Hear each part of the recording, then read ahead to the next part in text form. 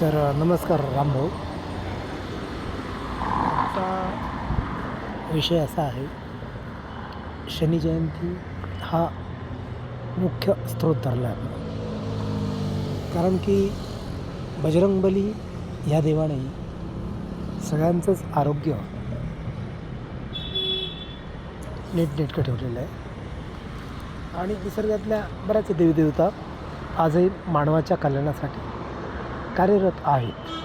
कालचा साक्षात्कार 16:16 16 तारीख आणि आजचा साक्षात्कार. पण काही गोष्टी अशा आहेत की त्या आपल्याला ऑनलाईन आणता येत नाहीत, कारण की मग त्या देवीदेवता आपल्याशी रुसून बसतात. म्हणून आपण प्रगल्भ आणि अजर अमर विचारधारणेने हा अमृतरस BJPच्या सगळ्याच कार्यकर्त्यांना पाजत असतो.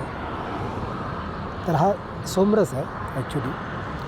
हा स्वर्गातील सोमरस भोलेनाथांनी इंद्रदेवाला आणि इंद्रदेवाने नंतर हळूहळू पृथ्वीतील बऱ्याच मानवांना दिलेला रस आहे. तर तोच रस आता येत्या काळामध्ये आपल्या सिंहस्थ कुंभमेळ्याला अनेक अमरपुऱ्यांमध्ये प्रकट होणार आहे. तर त्याला साधुसंत साक्ष असतात. तर आज शनी जयंतीमुळे शनिगाथा आणि मानवाला त्याच्या आत्म्याचं शिल्प कसं घडवायचं ही कला आपण शिकवत आहोत. तर आदरणीय BJPचे सर्वश्रेष्ठ नेते यांना साक्ष ठेवून रामभाऊ आपण विषयाला सुरुवात करू. आजचा विषय आहे आत्मशिल्प कसं तयार करायचं.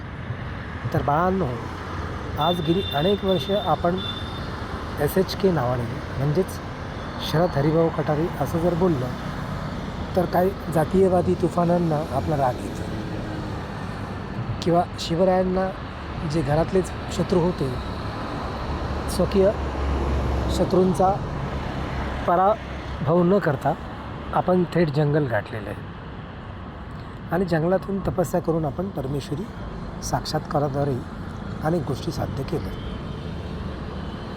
तर आपण अनेक वर्षापासून कार्यरत आहोत, पण रामभाऊंच्या नंतरच आपण कार्यरत आहोत. का 7-8लाच रामभाऊ जास्त कार्यकर्ते होते आणि 7-8ला आपण एक नॉर्मल आर्किटेक्ट वगैरे अशा नोकऱ्या, किंवा त्यातून 60-70 हजाराची नोकरी होती आपल्याला. आता आपण स्वच्छंदपणे देशसेवा चालू केलेली आहे. तर काही नाठाळ माणसं असतात समाजामध्ये, ते उगाच काहीतरी पनोती लावून देतात समाजाला, देशाला. अशी माणसं भरपूर आहेत समाजात. मग आपण त्यांचा विचार नाही करत, आपण सरळ कार्य चालू ठेवतो 24 तास.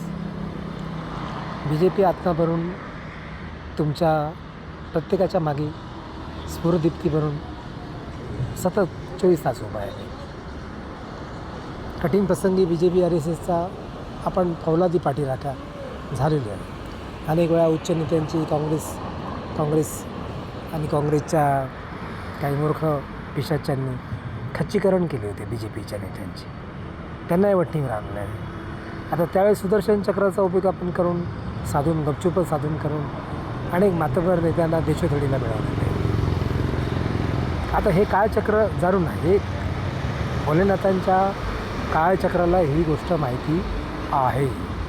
म्हणजे आपल्याला कुणी पद दिलं पाहिजे, आपल्याला कुणी मोठं बनवलं पाहिजे ही आपल्या मनात नाही आहे. आपण निस्वार्थपणे भोलेनाथांच्या विद्येने ह्या गोष्टींचं पालन पोषण आणि सात्मीकरण करत आहोत जनतेच्या हितासाठी.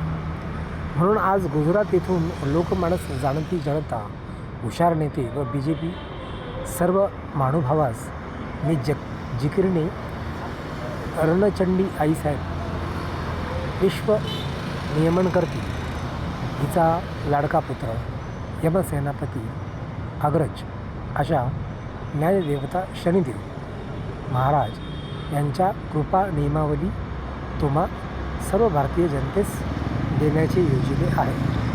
ते तुम्ही विश्वातील जनतेला द्या. आता असे नियम 1, आजचा नियम मी माझं स्वतःचं नाव मुद्दाम टाकत आहे, कारण की मी मोठा माणूस झाल्यानंतर ही मला पुरावे विचारतील की 10 वर्षात तुम्ही काय सेवा केली देशाची, बरं का. तर आपण कसं आहे, आदरणीय सगळ्याच विरोधी पक्षनेत्यांचाही आपण आदर करतो, पण ते चुकीचं काय वाक्य बोलतात मग त्यांची आपण उतरून ठेवतो. तर 16-17 तारखेचा 5व्या महिन्यातला 2026चा नियम आहे, गरम वस्तू टाळा, गरम वास्तू टाळा. सिमेंट कॉन्क्रीटची घरं बनवू नका, त्याच्यात खूप गरम होतं आणि कॉन्क्रीटची कामं सगळीच बंद करा. त्याच्यामुळेच हे सगळं असं प्रॉब्लेम व्हायला लागलं. विमान प्रवास टाळा. जेट इंजिन प्रचंड झोजच्या झोज अग्नी आकाशात निघतो, उष्मा फेकतो जेट इंजिन. विमानात अपघात होऊन माणसं मरण पावतात. म्हणून गरम वस्तू टाळा, सगळ्यात गरम वस्तू. आता ते लिहिण्यास मला वेळ नाही आहे, पण मी तुम्हाला थोडक्यात सांगतो, तुम्ही ओळखा आता सायंटिस्ट वगैरे सगळेच. नियम 2, शनी जयंती रोजी पेट्रोल, डिझेल, रॉकेल सर्व मुळात आजपासूनच शून्य करा, 0 डिग्रीला. मी मागे गडकरी साहेबांना मेसेज पाठवले होते, जसं आपलं इलेक्शन चालू होतं, म्हणजे नगरपालिकेचं होतं किंवा आमदारकीचं होतं, हे मी गृहीत धरत नाही, मी रामभाऊ यांना गृहीत धरतो. तर ते कॉर्पोरेशनच्या इलेक्शनच्या टायमाला मी तुम्हाला गडकरी साहेबांना मेसेज पाठवले होते की ही मेंढरं ही रस्त्यावर चालतात ना, कोकळतात, बॉम्बा मारतात, धूर फेकतात, हे बंद करा, असं मी गडकरी साहेबांना विनंती केली. आता मुळात पेट्रा हा प्रचंड दाब यंत्रणा, अश्मयुगात गाडलेला खडक वनस्पती व महत्त्वाचे खनिज जाळून अर्धवट अशी इंधने व पृथ्वी कशी ज्वाला रसाने खडकाचे खनिजे कोळसावर असं पेट्रा खडकात साठाविते. म्हणून परमधारिणी माता धरणी तिचे स्रोत शून्य कुल करा. म्हणजे तिने आपल्या पोटात कोळसा ठेवला होता किंवा पेट्रोल ठेवलं, ते आपण उपसून